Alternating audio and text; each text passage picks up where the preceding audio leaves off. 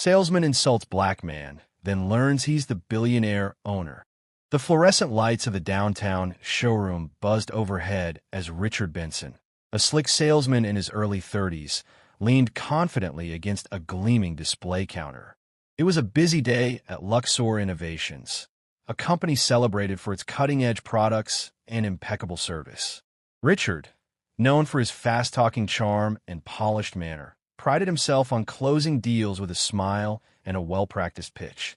Today, however, his day was about to take a dramatic turn.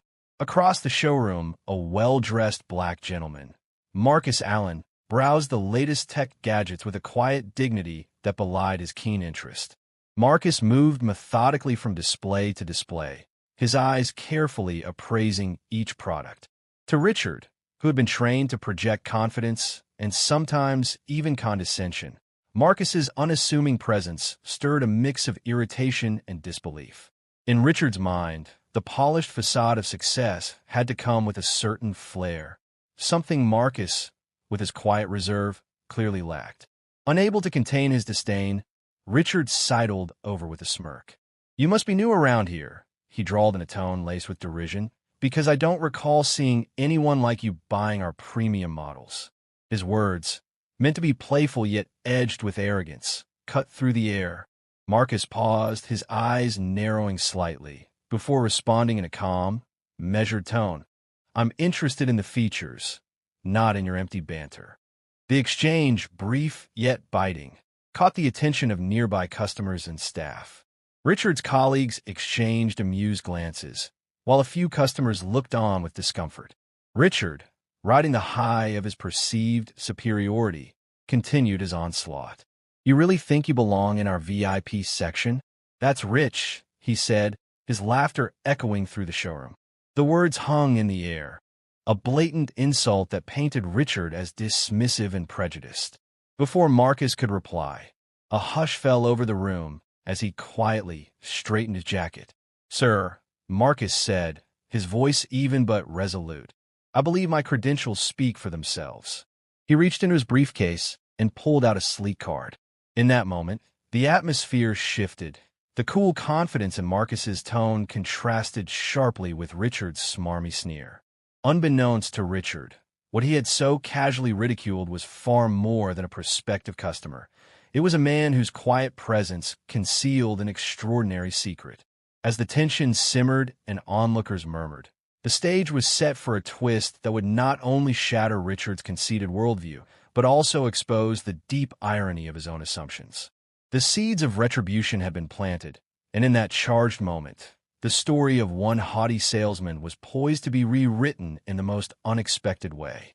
Luxor Innovations was a modern marvel of glass and steel located in the heart of downtown.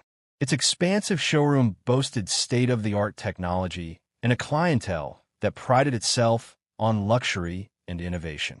Every detail in the sleek, polished space, from the minimalist decor to the ambient electronic music, spoke of a company that valued success, style, and forward-thinking ideals. It was in this arena that Richard Benson made his living. Richard, with his immaculate suit, confident stride, and quick wit, had built a reputation as one of Luxor's top salesmen. His charm was legendary among his peers, and his ability to close deals with persuasive banter was admired by management. However, beneath his polished exterior lay a mindset shaped by old-school attitudes, a belief that success was reserved for those who fit a certain image. This narrow view, though often masked by his professional demeanor, occasionally bubbled to the surface in moments of arrogance. Opposite Richard in this high-tech environment was Marcus Allen. In his late 40s, Marcus carried himself with a quiet dignity that belied his modest appearance. His attire was simple yet elegant, a tailored blazer over a crisp shirt, paired with dark trousers, and his manner was polite and reserved. Marcus was known among a select few as a man of substance. His interest in technology was genuine, driven by a desire to enhance efficiency and innovation rather than to impress with flamboyant style. His demeanor exuded quiet confidence, and he paid careful attention to detail, a quality that had earned him respect in circles far beyond the confines of Luxor Innovations. The showroom itself was a bustling epicenter of modern commerce. Sleek display tables showcased the latest gadgets. Interactive kiosks allowed customers to explore product features, and digital screens provided real-time updates on new arrivals and promotions. The air was filled with a blend of excitement and expectation. Every visitor was a potential success story, every transaction a step toward personal or corporate advancement. It was in this environment that both Richard and Marcus operated. Richard, as the confident salesman eager to convert every interaction into a sale, and Marcus, as the discerning customer who valued quality and authenticity over flash. Outside the showroom, the city of Central Metro thrived, a dynamic mix of historic architecture and modern skyscrapers, where diverse communities converged and every individual story contributed to the city's vibrant tapestry. For Marcus, this urban landscape was not just a place to conduct business. It was a community that had seen him grow, and it had its own history of struggle and triumph. In contrast, Richard's view of success was more superficial, measured by appearances, polished presentations, and the ability to project an image of superiority. On that fateful day, the collision between these two worlds was imminent. As Richard's derisive comments echoed through the showroom, the onlookers, ranging from tech enthusiasts to casual passersby, began to sense that something was amiss. While some dismissed the exchange as typical salesman banter, others recognized the subtle undercurrent of prejudice that was often masked by confident rhetoric. The stage was set not only for a personal confrontation, but for a moment that would expose the underlying tensions between old-fashioned elitism and genuine merit. As the day progressed, the atmosphere in the showroom became charged with anticipation. Every whispered comment, every exchanged glance among customers hinted at the possibility that this encounter was about to turn on its head. In this modern, fast-paced setting, the values of authenticity and hard-earned success were poised to challenge the superficial metrics of appearance and status. And as fate would have it, the next moments would bring a revelation that neither Richard nor the onlookers could have predicted. The initial confrontation at the check-in counter set off a chain reaction that quickly escalated into a full-blown conflict. Richard's scornful remarks about Marcus's so-called fake VIP status had not gone unnoticed. Whispers spread among the visitors in the showroom, and several onlookers began recording the exchange on their smartphones. The atmosphere shifted from casual commerce to an arena of public judgment. Marcus, maintaining his composure, responded calmly to Richard's jibes. "My credentials are fully verified," he stated firmly, extending the card from his briefcase for all to see. The digital display behind him confirmed his status, a fact that Richard had clearly overlooked in his arrogance. At that moment, a ripple of murmurs swept through the room. Customers who had once looked on with mild amusement now exchanged glances of approval for Marcus's dignified response. Richard, taken aback by the unexpected turn, tried to recover his self-assured air. "I'm just saying, sometimes you have to know your place," he sneered, attempting to undermine Marcus's credibility. But the evidence was on Marcus's side, and his calm, unwavering gaze spoke louder than any insult. The confrontation quickly evolved beyond a simple exchange of words. It had become a symbol of a larger issue, the clash between a superficial, prejudiced attitude and the hard-won authenticity of a person who had worked tirelessly to earn his place. As the digital evidence was quietly verified by nearby staff, the mood in the showroom began to shift. Passers-by and fellow customers started to voice their support for Marcus. "That's the real deal," one customer commented under his breath, while another tweeted, "True VIP status can't be faked." The social media buzz around the incident grew rapidly, and soon the hashtag real status was trending among those who championed merit over pretense. The conflict buildup reached a critical point when a store manager stepped in, asking Richard to step aside so that the matter could be verified through official channels. Richard, now visibly frustrated, reluctantly complied. As he backed away, his smug expression gave way to one of uncertainty. In the background, the showroom's large digital display began flashing an official verification message, confirming Marcus's status and exposing Richard's baseless insults. The public's reaction was swift and unequivocal. Videos of the incident were shared widely, and the narrative began to change. What had started as a casual insult had now become a public spectacle, a testament to the idea that authenticity and hard work were more important than superficial appearances. The digital evidence left no room for doubt. Marcus was a legitimate VIP, and his credentials were indisputable. Amid the growing tension, Richard's colleagues exchanged uneasy glances. Some, who had once admired his confident salesmanship, now began to question the biases that underpinned his comments. The internal atmosphere was fraught with discomfort, as the incident forced everyone in the showroom to confront their own assumptions about status, success, and identity. Meanwhile, Marcus continued with quiet dignity. Although the sting of the confrontation was evident in his eyes, he maintained a respectful composure, addressing the situation not with anger, but with a measured insistence on the truth. "I believe in earning my place through hard work and integrity," he said softly to a curious onlooker, his voice a steady beacon of resilience. His words resonated with many who had long faced similar prejudices, and the incident quickly evolved into a broader conversation about fairness and respect. As the day wore on, the impact of the conflict began to ripple outwards.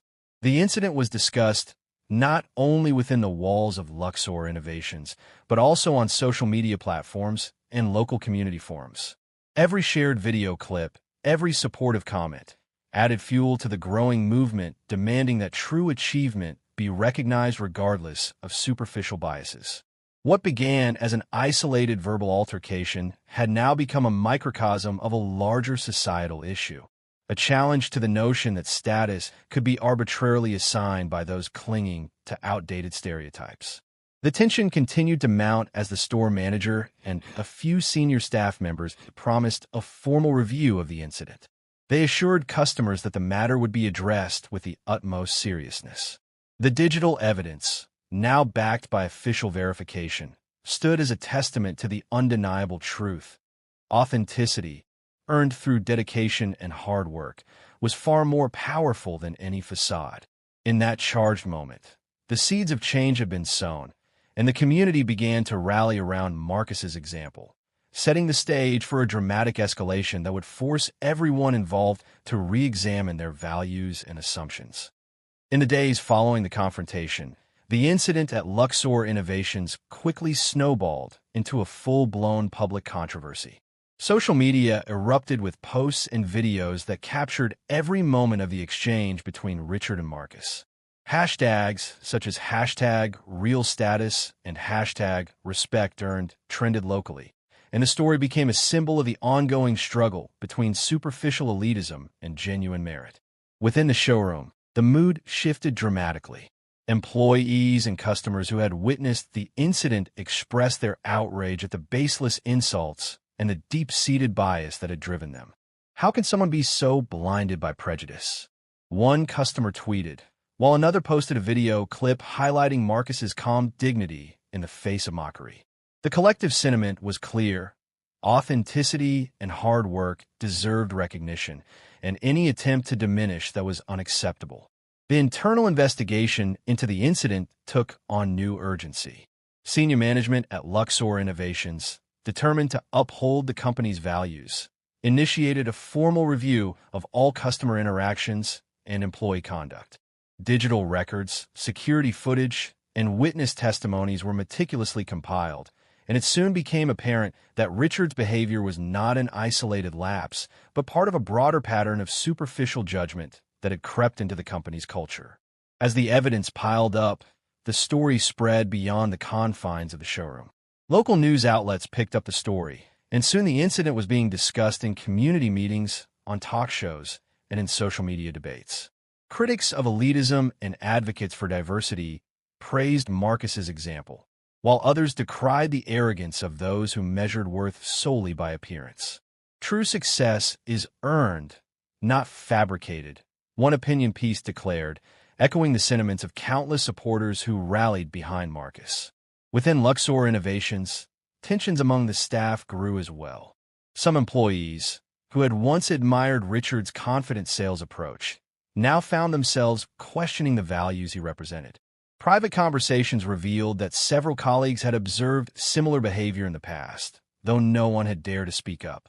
The internal culture, long characterized by a competitive, image-conscious mindset, was beginning to crack under the weight of mounting evidence and public scrutiny. Amid this escalating turmoil, Marcus maintained his quiet resolve. Though he had been the target of unwarranted insults, he continued to work diligently, his focus unbroken by the negativity thrown his way. In interviews with local media, he spoke about the importance of authenticity and the value of earning one's place through hard work. "I'm proud of what I've accomplished," Marcus said, his voice calm yet powerful.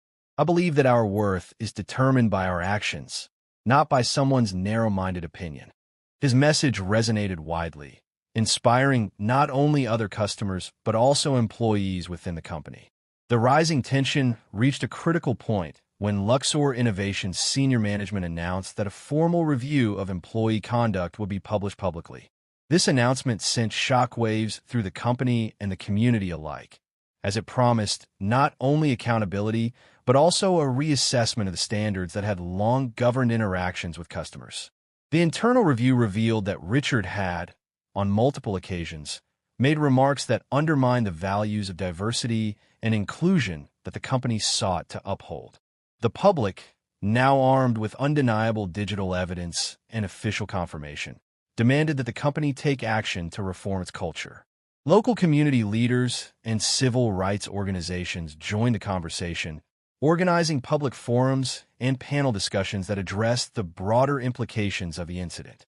"We must challenge the very notion that status is determined by shallow appearances," one activist proclaimed at a community meeting.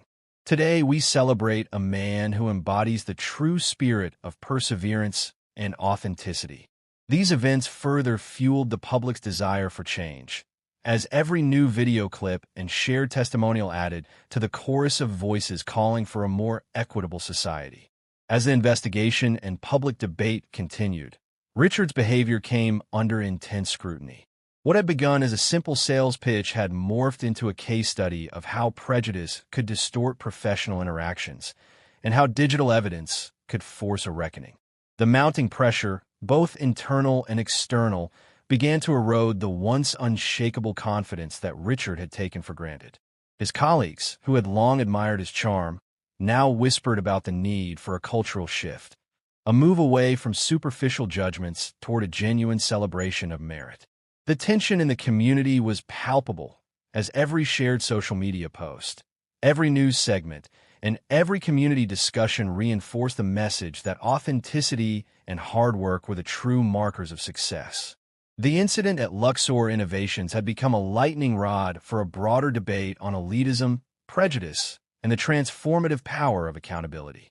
In this charged environment, the stage was set for the ultimate turning point, a moment when the accumulated pressure would force a decisive response, reshaping not only the culture of the company, but also the very fabric of the community. The decisive moment arrived on a brisk morning in a packed boardroom at Luxor Innovations. Senior executives, legal advisors, community representatives, and media personnel gathered, their faces reflecting a mixture of anticipation and resolve. With a calm yet forceful presence, the company's CEO, Jonathan Price, stepped up to the podium. After an exhaustive review of all digital evidence, witness statements, and internal records, "We have reached an inescapable conclusion," Jonathan began, his voice steady and imbued with authority. "It is evident that the remarks made by Mr. Richard Benson were not an isolated misstep, but rather a manifestation of a broader bias that undermines the core values of our company. Authenticity and hard work are the true marks of success, and we will not allow prejudice to dictate our culture." A hush fell over the room as Jonathan continued. "Effective immediately, we are instituting a full disciplinary review of Mr. Benson's conduct. Furthermore, we are launching a company-wide initiative to reinforce our commitment to diversity inclusion, and respect for every customer. Our records unequivocally confirm that the credentials of our VIP customers are legitimate and that every individual's worth must be recognized, regardless of superficial appearances. At that moment, a representative from Marcus Allen, the black man who had been insulted, rose to speak. With measured calm and quiet determination, Marcus said, "I have always believed that true success is earned through hard work, integrity, and the courage to be oneself. Today, we see that even in the face of blatant prejudice, the truth will prevail. Let this be a turning point for our community and our company, a day when every act of bias is met with decisive action." His words, simple yet powerful, were met with resounding applause and nods of approval from everyone present. Following this, a senior human resources official presented the final dossier, a meticulously compiled record of internal emails, digital logs, and video footage that detailed not only the incident, but also previous instances of similar behavior. The evidence left no room for doubt. Richard Benson's remarks were part of a recurring pattern that had long been tolerated by a culture focused on appearance over substance. In that charged moment, the turning point was sealed. Jonathan Price's declaration, backed by overwhelming evidence and the collective voice of the community, signaled an irrevocable shift in the company's culture. The balance of power had decisively shifted. Prejudice, no matter how subtly expressed, would no longer be allowed to undermine the values of hard-earned success and authenticity. The board's decision, announced with clarity and conviction, sent shockwaves not only throughout Luxor Innovations, but also across the industry. It was a resounding message. Accountability and respect were non-negotiable, and those who failed to meet these standards would face the full consequences of their actions. The turning point, now etched into the company's history, promised a future defined by inclusivity, transparency, and a celebration of true merit. In the weeks that followed the landmark decision, Luxor Innovations embarked on a transformative journey. News of the disciplinary review and the sweeping cultural reforms spread quickly, igniting an industry-wide dialogue on the importance of genuine recognition and the dangers of superficial judgment. Social media buzzed with supportive messages and hashtags like #TrueSuccess and #RespectEarned, reinforcing the notion that authenticity was the foundation of lasting success. Marcus Allen, whose dignity had been defended in the face of blatant prejudice, became an unexpected symbol of resilience. Invited to speak at industry events and community forums, he shared his story with quiet strength, urging others to stand by their hard-earned achievements. Real success isn't given, it's earned, he told a packed audience at a local conference. His words resonated deeply with those who had long faced the sting of discrimination, and his example inspired many to challenge outdated notions of status and worth. Within Luxor Innovations, the internal changes were swift and decisive. CEO Jonathan Price, along with senior executives and the human resources team, rolled out a comprehensive initiative designed to rebuild trust and foster a culture of inclusivity. New training programs on cultural sensitivity, ethical conduct, and unbiased customer service were implemented across all departments. Regular internal reviews were established to ensure that every employee was held accountable for their actions. Our strength lies in our diversity and our commitment to integrity, Price declared at a follow-up press conference, reaffirming the company's dedication to its core values. The board of directors also took proactive steps, revising policies to ensure that every customer's worth was measured by their contributions and character, not by superficial appearances. The company's transformation became a model for others in the industry, sparking discussions on how to combat prejudice in customer-facing roles and create environments where authenticity was celebrated. Industry publications feature articles about the new culture at Luxor Innovations, and other companies began to re-examine their own practices in the wake of the scandal. Back in the community, the impact of the incident rippled outward. Local neighborhoods that had once prided themselves on their exclusive standards began to embrace a more inclusive vision of success. Community leaders organized events that celebrated diversity and hard work, and town hall meetings buzzed with conversations about fairness, respect, and accountability. We must recognize that every achievement, no matter how humble, is worth celebrating, one local activist declared at a public forum, echoing the sentiment that had come to define the movement. As the days turned into weeks, the painful memory of the confrontation began to heal, replaced by a renewed sense of unity and hope. The story of how a superficial insult had been turned on its head served as a powerful reminder that the truth, when backed by integrity and hard work, always prevails. For Richard Benson, the once confident salesman, the consequences of his narrow-minded remarks became a catalyst for introspection.